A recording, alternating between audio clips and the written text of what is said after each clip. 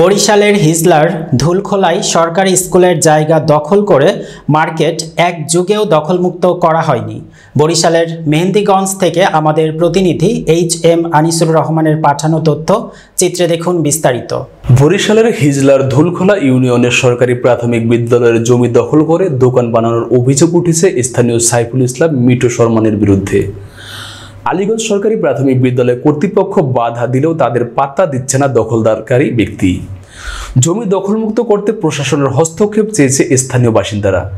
ধুলখোলা ইউনিয়নের আলীগঞ্জ বাজারে অবস্থিত ওই স্কুলে গিয়ে জানা যায়, বিদ্যালয় সংলগ্ন বেশ কিছু জায়গায় আধা পাকা মার্কেট নির্মাণ করে ভাড়া দেওয়া হয়েছে।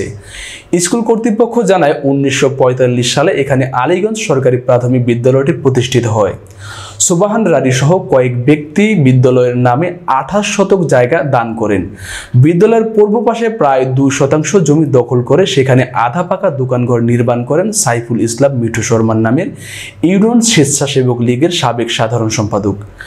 স্কুল মাঠের জায়গা দখল হওয়ায় এলাকাবাসীর মধ্যে ক্ষোভ বিরাজ করছে। অপ্রীতিকর ঘটনা এড়াতে স্কুলের জমি দখল মুক্ত করতে তারা প্রশাসনের হস্তক্ষেপ কামনা করেন।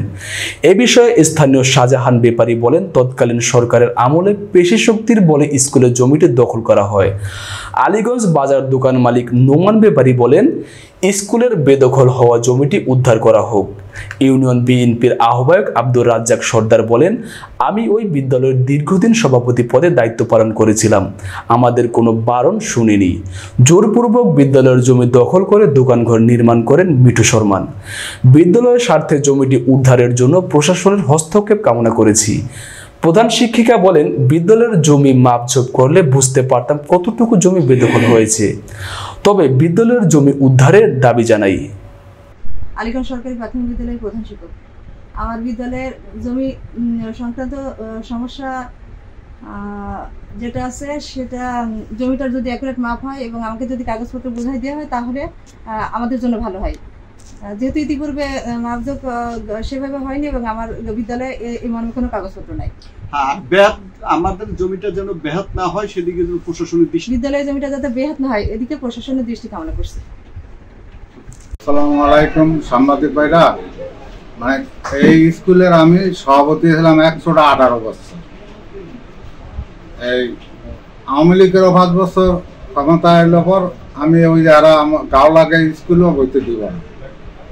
তারপরে মানে এই সময় এই মিটু এই বিল্ডিং করবো, আমার কাছে অনেক সময় টাকা টুকা আমার করলেইছে, আমি রাজি হয়েছি।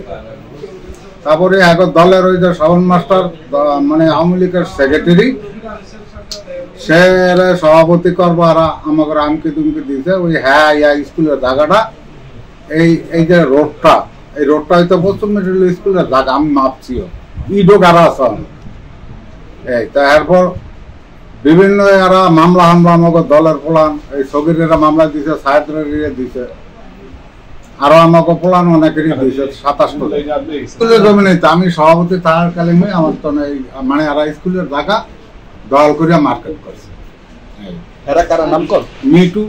মিটু শর্মা এটা করছে আর কি, দলের প্রভাব খাটায় মার্কেট করছে। সেক্রেটারি আছে প্রভাব খাটায় স্কুলের জায়গা নিয়েছে।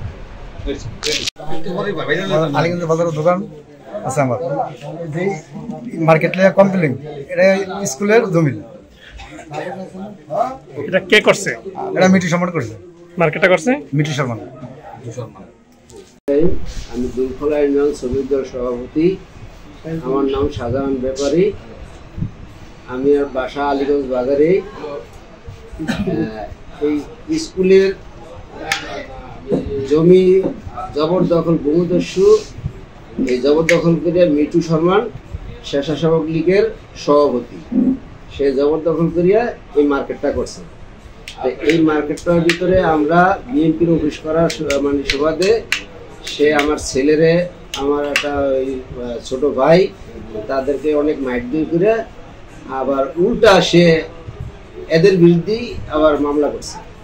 এখন আমরা সবাই এই স্কুলের স্বার্থে আমাদের জমি উদ্ধার আমরা আপনাদের কাছে চাই আবেদন